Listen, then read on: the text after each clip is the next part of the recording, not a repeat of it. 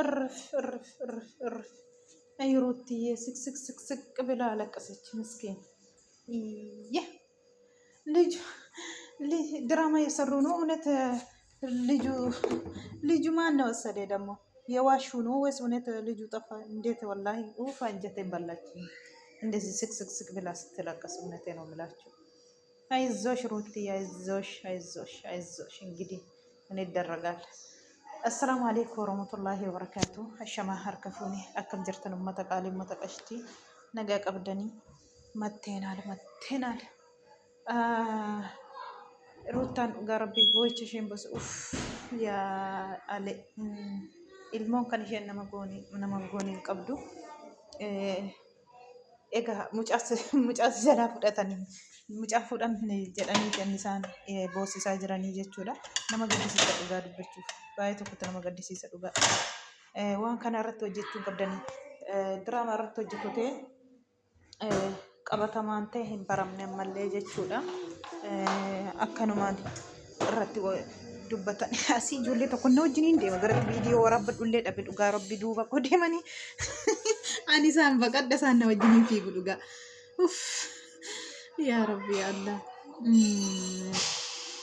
Faranjii sirriin hojjenne dhugaa dubbachuuf. Waan baay'ee galaxxee faranjii dhugaa akka kanaa miti faranjiin kanaan hojjettu dhugaa fakkeessitanii akkasitti intini jechuun baay'ee tokko ulfaata dhugaa dubbachuuf wallaahi baay'ee balleessitan ilmoodhaan wallaahi laazim hundumtuu gaafachi ga'ee arga amma handaara irratti in ulfaata gaafachi keessa ga'ee argaa jechuudha gaafa keessa lixame malee amma waan tokko hin beekan hundinuu garuummoo maaliif kana irratti hojjettan dhugaa rabbi nama gaddisiisu jechuudha. Mucaa fudhatanii jedhanii akka kanaan boossa baay'ee tokko ulfaata dhugaa rabbii bocha isheen boosse nama gaddisiisa dhugaa dubbachuuf wallaahi laazim baay'ee tokko hin boossee jechuudha. Siqettaa boosse akkuma argitan viidiyoo irratti jechuudha baay'ee nama gaddisiisa akka kanaa miti maaliif barbaachise kana hojjechuun dogongortanii jirtu sirriitti dogongortanii jirtu. Rabbi sin haqa yeeshuu dhugaa rabbii. Ilmoo irratti qalladamu baay'ee tokkotti qalladanii daqiiqaaf ilmoo ofii namni amanu hin jiru jechuudha. Akkuma kanaan egaa akkuma argitanii baay'ee tokko siq jettee boossee jechuudha. Wantooti wallaahi akka isheen hin qabne wallaahi faranjii sirriin hojjenne dhugaa dogongortanii jirtu lamaan keessanuu. Inni kunillee waan akkasii irratti hojjechuu hin qabdootillee dhugaa waan badaa hojjettanii har'a.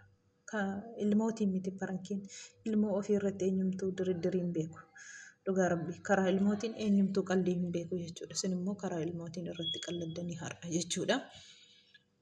Nama gaddisiistu dhugaa dubbachuuf kun waan nama qalbisiisu illee miti. Isin immoo garuu waan ilmootiin irratti qalladanii egaa akkuma argitanii walii galtee isaanis Abrish wajjiniin amma immoo waan addaan baqa abdii nama kutachiisudha jechuudha. Akkuma argitan egaa harmeellaanis deebiteetti Abrishitti. Abrishis immoo gara harmeellaatti deebi'ee jira akkuma argitanii jirtanii. Jarri lamaanuu buzeen illee amma ruuttarraa fuula galgalchattee jirti ibbatti obboleessi buzeemuun inni narratti alatatte miti inni immoo walitti nagaa akka buusanii araaramaniif kaleessallee walitti fidee ture. Egaa lolumaan addaan ba'anii kaleessasii jechuudha. Mucaa firaa Abrishii fi isheen otoo wal lolanii addaan ba'anii amma fuula deeffattee harmeellaan akka Abrishii wajjiniin taatu barbaaddi buzeen jechuudha.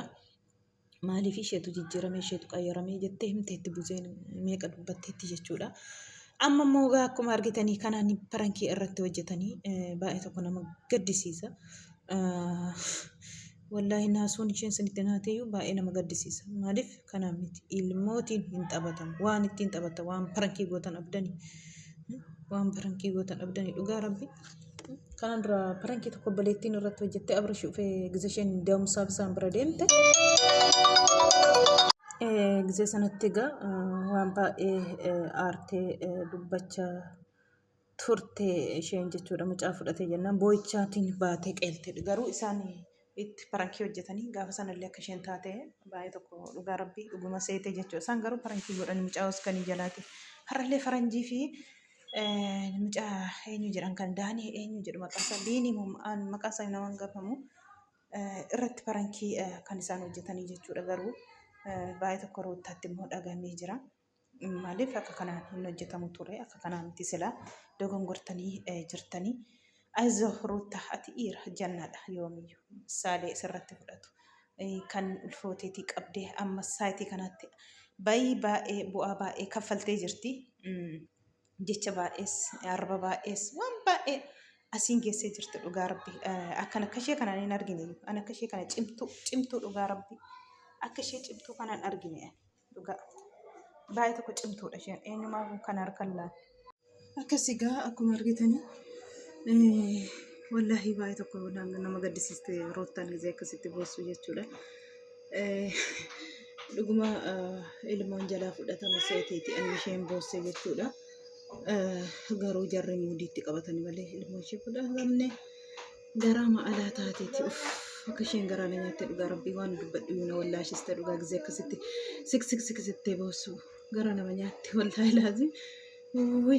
Wallahi yoo ofii to'anaa kanatti dhugaa rabbii nama gaddisiisa. Kanaafiyyuu lammaffaa waan akka kanarratti hin qalladiina. Faranjii akka kanarratti qalliin akka kanaan jiru qalladdanii jirtu dhugaa rabbii. Ilma ofiirratti miti farankii dhugaa rabbii baay'ee nama jibbisiistu. Waan amma hojjettan kana dhugaa rabbii waan bareedaan hojjennee jechuudha. Ofuma keessaniyyuu ofarrama galgala of ilaalaa waan hojjettan wallahi waan nama gaddisiisu. Mucaa dhugaa seete amma isheen abirshitu fudhatee seete wayin abirshaatu na jalaa fudhatee seeteetiin isheen kana hundaa taate ofuma isaanii jalaa oskanii akkas godhu wallahi nama gaddisiisa dhugaa dubbachuu fi siniin jedhaga uummata qaalee viidiyoon koo kana fakkaatti dhaggeeffattaniif galatooma. Viidiyoon koo asumatti haa dhaabbattu siniin jedha sagaleen nafaana jira har'a dhugaa dubbachuu fi asumaaf jechi okadhee fiigee numa waraaba malee. Turtii gaarii isinii haa ta'u dhaggeeffattaniif galatooma hundi keessanuu siniin jedha uummata qaalee uummata qashtii turtii gaarii.